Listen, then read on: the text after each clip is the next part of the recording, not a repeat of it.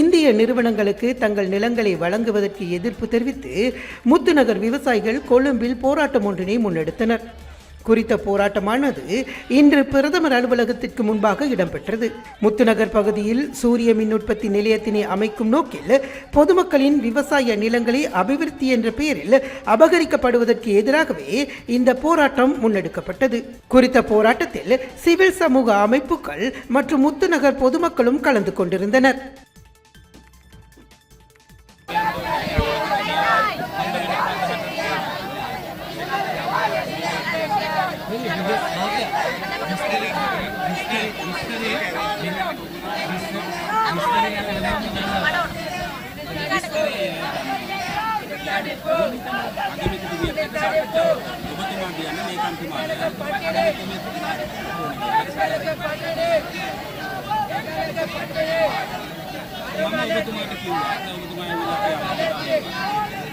நாங்கள் நீண்ட காலமாக, அதாவது கடந்த காலங்களில் இருந்து எமது பிரச்சனையை பல்வேறு அரசு நிர்வாக ரீதியாக நாங்கள் முன்னெடுத்து வைத்திருந்தாலும் எங்களுக்கு எந்த விதமான ஒரு பதிலும் வரவில்லை. எங்களுடைய தற்போதைய ஜனாதிபதி அவர்கள் விவசாயியின் மகன் நான், விவசாயிகளை நான் வரவேற்கிறேன், அவர்களை நான் விவசாய அபிவிருத்திக்காக பாடுபடுவேன் என்று அவர்கள் கூறியிருந்தார்கள். எனவே கம்பெனிகளுக்காக வழங்கப்பட்டிருக்க என்று அறிந்து நாங்கள் அவர்கள் பதவி பொறுப்படுத்த காலத்தில் இருந்து இன்று வரைக்கும் இந்த அரசாங்க பிரதிநிதிகளையும் ஜனாதிபதி செயலகம் முன்பாகவும் சகலிடமும் எங்களுடைய கோரிக்கைகளை முன்வைத்திருந்தோம்.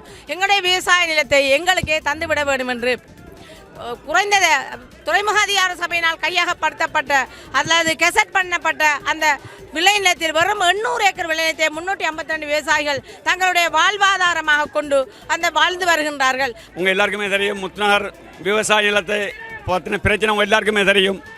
நாங்கள் எங்களை பிரச்சனையை கொண்டு வந்திருக்கிறோம். ஜனாதிபதி சொல்லியிருக்காரு, உங்களுடைய பிரச்சனை எதுவோ அதை எங்கள்கிட்ட வந்து முன்வைங்கன்னு சொல்லிட்டாங்க. அதன் அடிப்படையில் நாங்கள் எங்களோட விவசாயிகளின் 352 பேரை காணிய விவசாய நிலத்தை அபகரித்து சோலா கம்பெனிக்கு கொடுக்குறான்னு சொல்லி 8ஆம் மாதம் 14ஆம் தேதி வந்து ஜனாதிபதி செயலத்துக்கு முன்னால் ஒரு ஆர்ப்பாட்டம் ஒன்று செஞ்சோம். எங்களுக்கு இந்த கம்பெனி கொடுக்குற இந்த இடத்தை, எங்களோட விவசாய நிலத்தை எங்களுக்கே தாங்கன்னு சொல்லி ஒரு ஆர்ப்பாட்டம் ஒன்று செஞ்சோம்.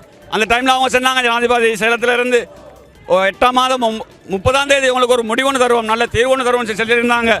ஆனாலும் எங்களுக்கு 30ஆம் தேதி ஒரு தீர்வு ஒன்று தரல, அரசாங்கத்தால் எந்த முடிவும் வரல. ஆனால் இன்று எங்களை 352 விவசாயிகள காணியம் கொம்பனி கொடுத்து கொம்பனி சோலா பவர் அடிக்கிறதுக்கு எல்லா வேலையிலையும் செய்து வராங்க. குளங்களை உடைக்கிறாங்க, விவசாயம் இல்லாமல் போகுது, எங்களோட விவசாயிகளுக்கு காணி இல்லாமல் போகுது.